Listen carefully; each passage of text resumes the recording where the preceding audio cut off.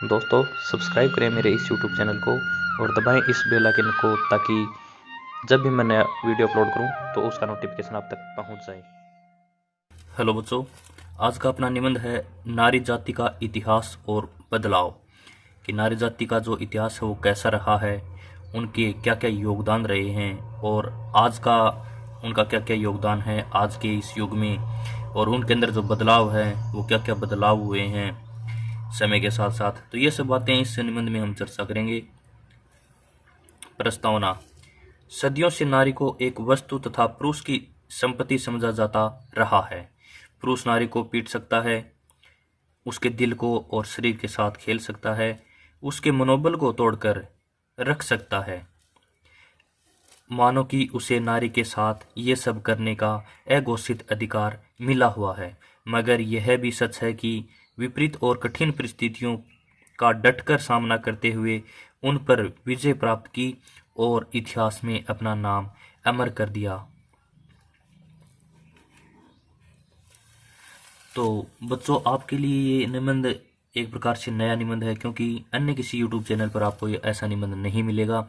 तो चैनल में पहली बार आए हैं तो चैनल को सब्सक्राइब कर लें ताकि अच्छे से अच्छे निबंध आपको इस चैनल पर मैं प्रोवाइड करता रहूं और आपको मिलते रहें।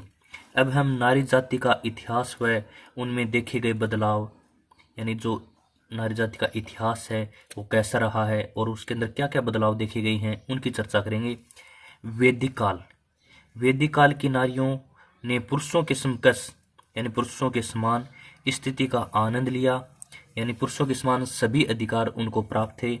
वैदिक काल की महिलाएं शिक्षित होती थी, उनका विवाह परिपक्वता के वे में ही होता था, यानी उनका जो विवाह है वो जो वर्तमान की जो आयु है जिसके अंदर 18 वर्ष निर्धारित की गई है, तो वे की यानी जो वयस्क हो जाती थी तब उनका विवाह होता था तथा उन्हें अपने वर को चुनने की आज़ादी होती थी, यानी वो अपना वर स्वयं चुन सकती थी, ये भी उनको आज़ादी थी। अब हम करेंगे मध्यकाल की बात।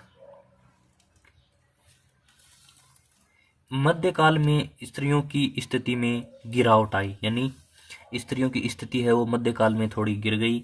बाल विवाह है, पुनर्विवाह पर रोक, बहुविवाह है, राजपूत महिलाओं द्वारा जौहर, देवदासी प्रथा जैसी अनेक कुरीतियों की माध्यम से नारी जाति का शोषण आरंभ हो गया, यानी इन सभी कुरीतियों से सभी के अंदर नारियों का शोषण होता रहा।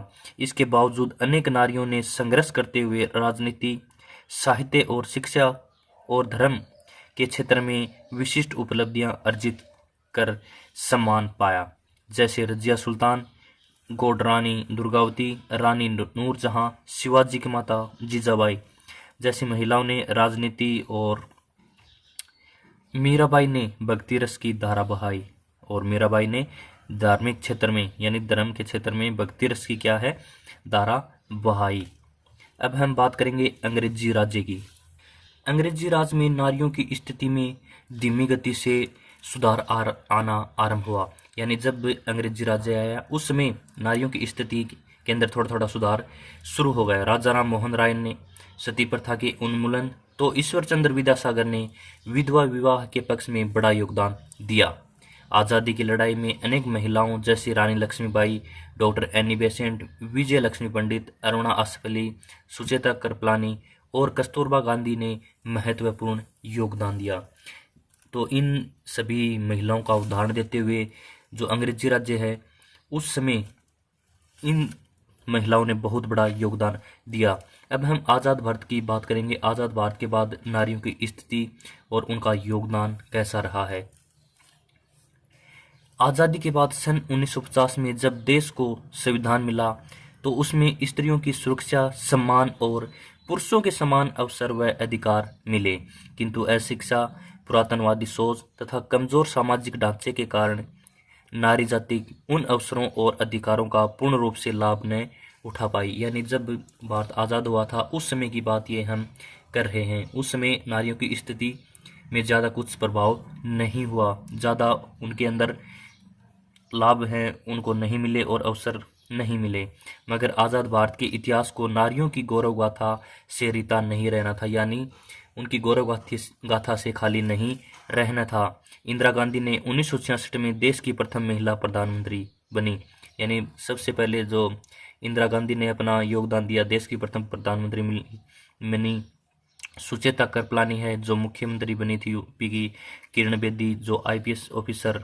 तो ऐसी ऐसी महिलाओं के उदाहरण जो हम देखेंगे, कमलजीत संधू, बृजेंद्र पाल, मदर टेरेसा, फतिमा बीवी, मेधा पाटकर, सामाजिक कार्यकर्ता जैसे अनेक महिलाओं ने पुरुषवादी समाज की सोच को धत्ता बताते हुए अपनी बुद्धिमत्ता, नेतृत्व क्षमता और सामर्थ्य का परिचय दिया और इतिहास में अपना नाम स्वर्ण अक्षरों में अंकित करवा दिया। यानी इन सभी महिलाओं ने भी अपने बहुत बड़ा योगदान है वो आज़ाद भारत के बाद में अपना योगदान दिया है। अब हम बदलाव की बयार। स्वतंत्रता की रजत जयंती के बाद का समय विकास का स्वर्ग साबित हुआ। देश में कंप्यूटर तथा अन्य टेक्नोलॉजी के विकास, टीवी युग का प्रादुर्भाव, आधारभूत संरचना के साथ बड़े उद्योगों की स्थापना ने देश के विकास के कीर्तिमानों की नई इबारत लिख दी। आज नारियों पुरुषों से किन्हीं भी मायनों में कम नहीं है और घर की चार दीवारी में कैद नहीं है। वे उच्च शिक्षित हैं, डॉक्टर, इंजीनियर, वैज्ञानिक व अंतरिक्ष यात्री हैं तथा हर तरह के उच्चतम पदों पर भी आसीन हैं। उनकी सुरक्षा एवं हित की रक्षा के लिए संविधान में लगभग 34 एक्ट प्रभावी हैं। नारियों ने साबित कर दिया है कि वे पुरुषों के समकक्ष ही नहीं बल्कि उनसे बेहतर भी हैं। अगला अपना टॉपिक है आने वाले समय में नारी कितना बदले और क्यों।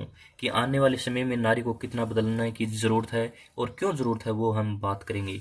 समाज की कुछ उच्च शिक्षित नारियां और अनेक संगठन शायद यह समझते हैं कि मनचाहे कम वस्त्र पहनना, रोक टोक रहित मुक्त जीवन जीना, मुक्त सेक्स की राह पर चलना ही वांछित बदलाव है। इस बदलाव का उनके पास कोई तर्कयुक्त जवाब उनके पास नहीं है। यानी इसके उनके पास कोई भी तर्कयुक्त जवाब नहीं है, क्योंकि ये एक प्रकार से नारियों के लिए अपमान और उनको हेय दृष्टि से देखने की एक प्रकार से ये क्या है, लोगों में सोच पैदा करती है। तो उनके लिए ये अच्छी बात नहीं है। घर की हर जिम्मेदारी को निभाकर वह अपने पति की धुरी और खुशहाल घर की नींव बनकर दिखाती है। ऐसे खुशहाल घरों से ही देश ताकतवर बनता है। नारी को यह भी सुनिश्चित करना होगा कि उसे घर में उतना ही सम्मान मिले जितना कि घर का पुरुष घर के बाहर काम करके अर्जित करता है। यानी घर का पुरुष बाहर जाकर काम करता है और उसको जितना सम्मान मिलता है उतना ही सम्मान एक नारी को घर के अंदर रहकर कार्य करके मिले। अब हम उपन्यास करेंगे।